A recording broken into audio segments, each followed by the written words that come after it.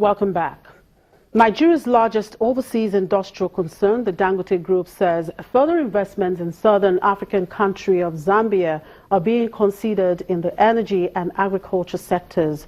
The president, Dangote Group, Aliko Dangote, said this while on a courtesy visit to the Zambian president, Edgar Lunga. Dangote Cement opened a $300 million factory in Ndola region of Zambia about 2 years ago, employing hundreds of locals and trimming retail prices of cement in the country. Mr. Dangote said he was happy on the re-election of Edgar Lunga as Zambia's president and asked Mr. Lunga to roll out more investment-friendly policies with agriculture in particular. Zambia's 2016 budget voted more funding into agriculture, a distinct departure for a country whose budget was traditionally in favor of mining. And as the Boko Haram conflict nears its 8 years, the World Food Programme is aiming to feed 1.8 million Nigerians, most at risk of starvation. But the group's executive director says insecurity threatens those hopes. The fallout from the Islamic insurgency has reached a point where aid groups in recent months have been warning of a crisis as lack of food, shelter and medical care threatens refugees with widespread famine and disease. The World Food Programme plans to feed 1.8 million people worst affected by malnutrition, a portion of the 4.4 million requiring food assistance in Nigeria's northeast. The Boko Haram insurgency has killed more than 15,000 people since 2009 and forced some 2 million to flee their homes. Boko Haram killed people, more than 3,000 people, more than 1,000 houses burned. Already distressed. Our market is distressed. We not get market. We not get it food. Ethrin Cousin, the WFP's executive director, says the ongoing conflict could dash those hopes as the full scale of the crisis and how many are affected still remains unknown.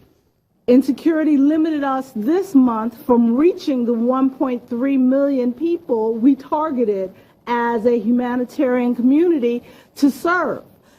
We will only reach 1 million people because of the bombing of the IDP camp and the increase in the number of attacks in different markets that limited the team's ability to reach as many people as they desired.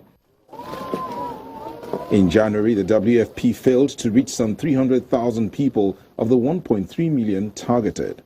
I am imploring the international community to continue to provide us with the support that is necessary to ensure not just WFP, but all of our partners' ability to serve those who have nothing except what we provide to them. This is not a time for us to prioritize one hungry child over another.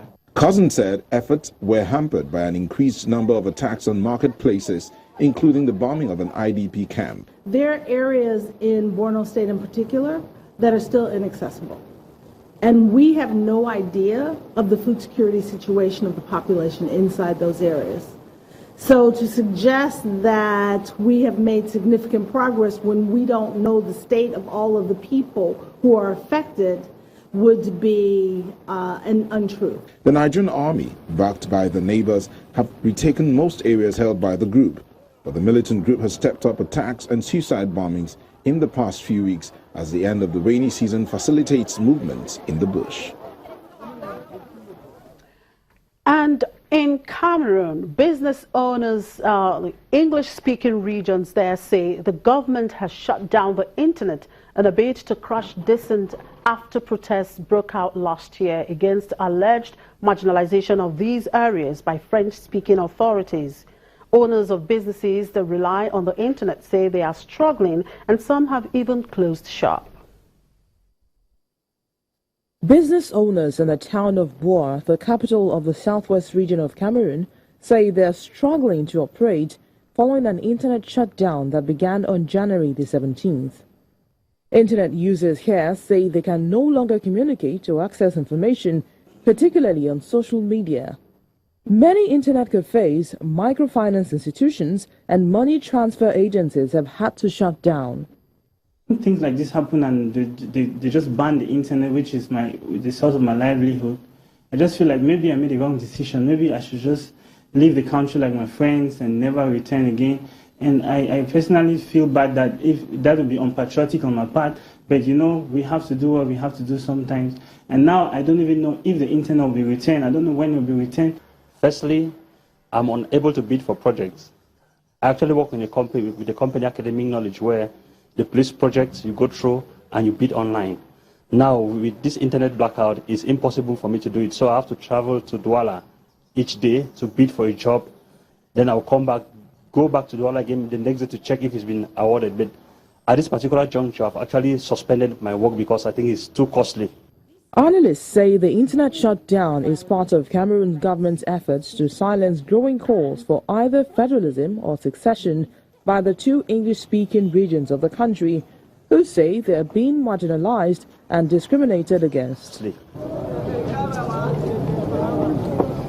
Over 100 people were arrested and one person killed in November last year in the northwestern town of Bamenda, following days of violent protests over the alleged discrimination against minority English-speaking people. French is spoken in 8 of Cameroon's 10 regions, and English in the northwestern and southwestern regions, and Anglophone regions are calling for authorities to stop imposing French on the educational and legal systems. This act is a true violation of the rights of citizens, and unfortunately, the effect is that it radicalizes the population. You imagine that you did not participate in something, and now you are under repression for it.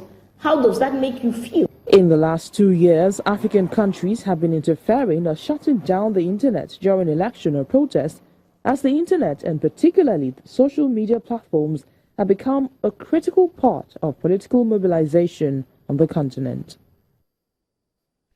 And finally on the program, the IMF Managing Director Christine Lagarde says Uganda needs to tap more of its domestic revenues to fund infrastructure development because reliance on borrowed funds is unworkable and could lead to a spike in debt.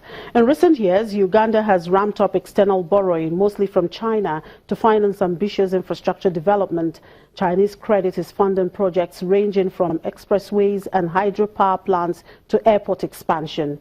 Lagarde, who is on a visit to Uganda, told a business forum that infrastructure investment could help push Uganda's growth to above 5%, where it has hovered in recent years.